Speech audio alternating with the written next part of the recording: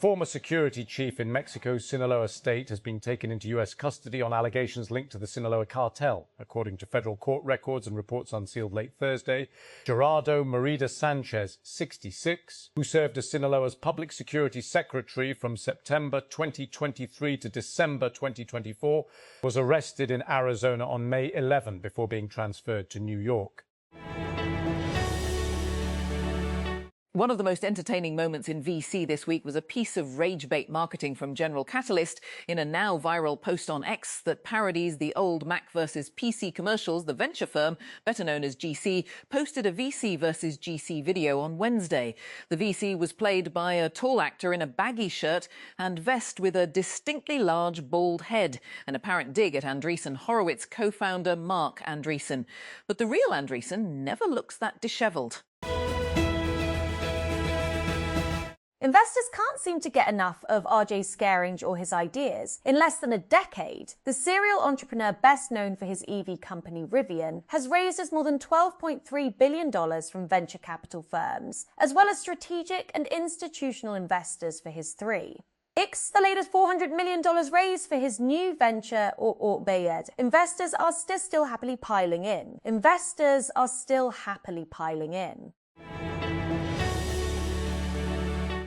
A year ago, United States-China relations reached one of their lowest points when Donald Trump announced his Liberation Day tariffs. The US president made some concessions when he met his Chinese counterpart, Xi Jinping, a few months later. Pakistan's Fatima Sana has broken the record for the fastest half-century in women's T20 international cricket matches with a 15-ball 50 against Zimbabwe and Karachi, Pakistan. Playing at home, the all-rounder top scored with 62 runs off 19 balls as Pakistan beat the visitors by 133 runs and sealed the series 3-0 at the National Stadium on Friday. Israel and Lebanon have agreed a 45-day extension to a shaky ceasefire following 2 days of negotiations in Washington, D.C., the U.S. State Department said. We hope these discussions will advance lasting peace between the two countries, full recognition of each other's sovereignty and territorial integrity, and establishing genuine security along their shared border, said State Department spokesman Tommy Pigott. Ukrainian President Volodymyr Zelensky says strikes targeting Russia's oil industry and military production facilities are entirely justified after Moscow flattened an apartment block in Kyiv, killing at least 24 people. On Friday, Zelensky warned that Russia's attacks would not go unpunished, saying he had discussed long-range strikes with senior military, security and intelligence officials as a day of mourning was observed in Kyiv, following Thursday's attack on a 9-story apartment block in the capital's Darnitsky district. China has agreed to buy 200 Boeing jets, with a potential for the order to rise to as many as 750 planes, United States President Donald Trump has said, adding that the planes would have GE Aerospace engines. The deal includes approximately 200 planes and a promise of up to 750 if they do a good job, Trump told reporters on Air Force One on Friday. More details about the deal, such as which type of jets and when the order would be delivered, not immediately available. Canada's Prime Minister Mark Carney is visiting Alberta, days after a separatist movement in the Western province faced a major legal setback in its push for a referendum on the issue. Carney's visit on Friday was officially to unveil a new agreement laying the groundwork for a crude oil pipeline alongside the province's Premier, Danielle Smith. There are currently 10 global cases of hantavirus, the World Health Organization, WHO, has said, lowering its earlier figure of 11 after a person who was thought to have contracted hantavirus was confirmed to be negative. Maria Van Kerkhove, the director of the WHO's Department for Epidemic and Pandemic Preparedness and Prevention, said on Friday that the earlier count included one individual who had an inconclusive test. We've had further confirmation from the United States that person was negative. It's no secret that AI data centers have been straining the grid, but Silicon Valley has been relatively insulated from it all, thanks to high land and power prices that have pushed hyperscaler projects elsewhere. The tech elite might soon get a taste of the power crunch, though. The Bay Area's vacation land, Lake Tahoe, has less than a year to find a new energy supplier. A hotel check-in system left more than 1 million customer passports, driver's licenses and selfie verification photos to the open web after a security lapse. The data is now offline after TechCrunch alerted the company responsible. The hotel check-in system, called Tabik, is maintained by the Japan-based tech startup Trekria. According to its website, Tabik is used in several hotels across Japan to check guests in and relies on facial recognition and document scanning to check guests in. The Capital Development Authority, CDA, has approved the abolition of 1,062 vacant and redundant positions as part of a broader right-sizing and austerity drive aimed at streamlining administrative operations and reducing financial pressure on the public sector. The decision was formalised through a notification issued by the Human Resource Development Directorate on May 6, 2026, following approval during the CDA board's 5th meeting held in late April. The State Bank of Pakistan, SBP, has launched a nationwide Go Cashless campaign for Eid al-Adha 2026 aimed at promoting secure and convenient digital transactions in cattle markets across the country. The initiative forms part of the central bank's broader strategy to reduce reliance on cash and accelerate digitization of Pakistan's mint trading periods during one of the country's busiest seasonal trading periods.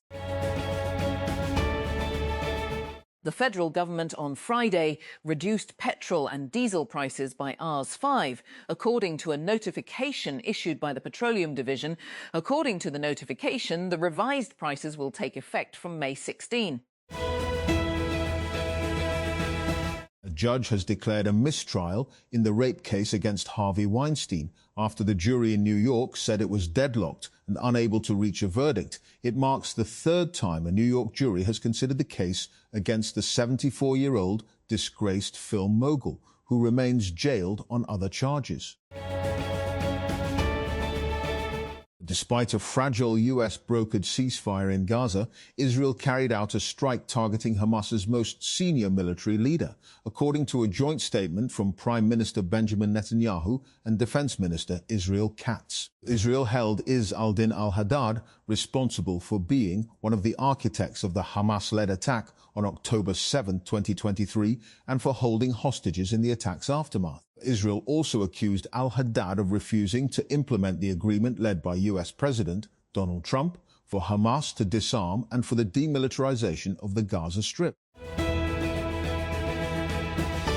German Chancellor Friedrich Merz on Friday said he would advise his children against living or studying in the United States at the moment, citing a rapidly changing social climate and limited opportunities even for the highly educated. The remarks highlight tensions between the United States and its European allies under President Donald Trump, with disputes over trade, the wars in Ukraine, and now Iran putting the NATO alliance under strain. 3 people have died after a hantavirus outbreak on a cruise ship, which provoked global concern and revived memories of COVID-19. Experts stress it is not the same virus, but after the pandemic, trust is fragile. What does this cruise ship outbreak reveal? In this episode, Russia launched more than 1,400 drones and 56 missiles into Ukraine on Wednesday and Thursday. Much of the onslaught was aimed at the capital, Kyiv. Days after Russia threatened to do so, only if Ukraine attacked its Victory Day parade in Moscow's Red Square on May 9. It is a major Russian holiday commemorating the end of the Second World War. United States President Donald Trump has departed China following a 3-day trip, touting several broad trade deals, but suggesting little progress on key issues related to Taiwan. Trump's visit, the first of his second pomp and circum term, was filled with pomp and circumstance, including a greeting from waving children and a military honor guard, a private tour of a secretive former imperial garden, and the Confucian 15th century Temple of Heaven.